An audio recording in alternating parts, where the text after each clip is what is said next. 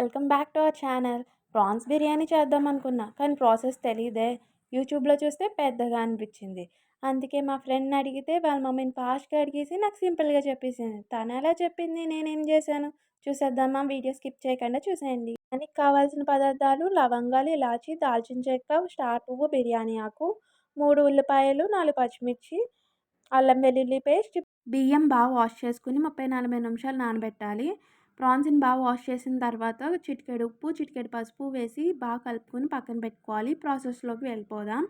ముందుగా స్టవ్ను ఆన్ చేసి మందపాటి గిన్నెను పెట్టుకోవాలి. బిర్యానీకి ఇలాంటి మందపాటి గిన్నెలు బాగుంటుందని మా అమ్మ చెప్పింది. ఇప్పుడు 4 స్పూన్ల నూనె అనుకుంటే 2 స్పూన్ల నెయ్యి, 2 స్పూన్ల నూనె వేసుకుని బాగా వేడెక్కనివ్వాలి. అయితే మాకు నూనె ఎక్కువైందని అర్థమవుతుంది.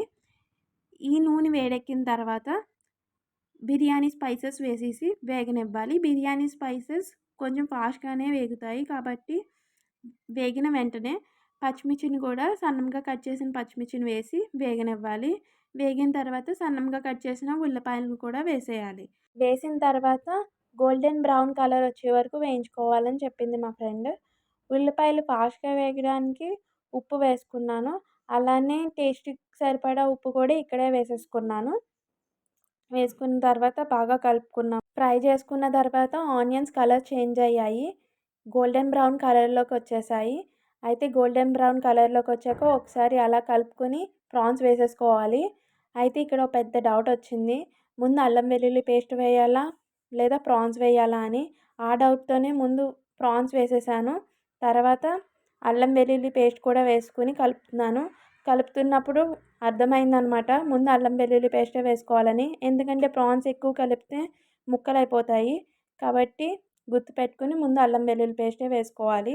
తర్వాత ప్రాన్స్ వేసుకుని పచ్చివాసన పోయే వరకు కలుపుకోవాలి. తర్వాత కారం వేసుకోవాలి. ఇక్కడ ఒకటి అర్థమైంది.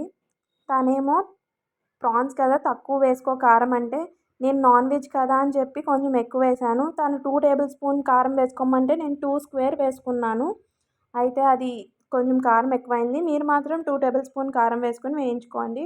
ఇప్పుడు నానబెట్టిన బియ్యం కూడా వేసుకొని కలిపేసుకోవాలి. అయితే నార్మల్ బియ్యం అయితే 2 గ్లాసుల బియ్యంకి 4 గ్లాసుల నీళ్ళు వేసుకోవాలి ఉడకడానికి. బాస్మతి బియ్యం అయితే 3.5 గ్లాసుల నీళ్ళు వేసుకొని ఉడికించుకోవాలి. మేము బాస్మతి బియ్యం తీసుకున్నాం 1/2 కేజీ. అయితే దాంట్లో 3.5 గ్లాసుల నీళ్ళు వేసేసుకున్నాం. లాస్ట్లో కొంచెం గరం మసాలా వేసేసుకుని ఒకసారి మసాలా పట్టేలా మొత్తం కలిపేసుకోవాలి. కలుపుకున్న తర్వాత ప్లేట్ పెట్టి ఒక 15-20 మినిట్స్ పాటు ఉడకనివ్వాలి. 15 మినిట్స్ తర్వాత ప్లేట్ తీసుకుని అన్నం ఉడికిందో లేదో ఒకసారి చెక్ చేసుకున్నాక స్టవ్ ఆఫ్ చేసేసుకొని అంతే. చాలా సింపుల్గా ఈజీగా ప్రాన్స్ బిర్యానీ తక్కువ ఐటమ్స్తో చాలా ఫాస్ట్గా అయిపోతుంది. నేను అనుకున్నట్టే బిర్యానీ చాలా పొడి పొడిగా వచ్చింది. ఇంకా రైస్ కూడా బాగా కుక్ అయ్యింది. మీరు కూడా ఈ ప్రాసెస్లో ట్రై చేసి ఎలా వచ్చిందో కామెంట్ చేసేయండి. నేనైతే ఎక్స్పెక్ట్ చేయలేదు, బాగా వచ్చింది. మీరు కూడా ట్రై చేయండి. ఒక ప్లేట్లో సర్వ్ చేసుకుని ఆనియన్స్తో తింటే సూపర్ ఉంటుంది. వీడియో నచ్చితే లైక్ చేయండి, ఫ్రెండ్స్కి షేర్ చేయండి, సబ్స్క్రైబ్ చేసుకోండి. అడగడం మర్చిపోయా, స్టార్టింగ్లో నేను ఏమన్నానో కామెంట్ చేసేయండి చూద్దాం.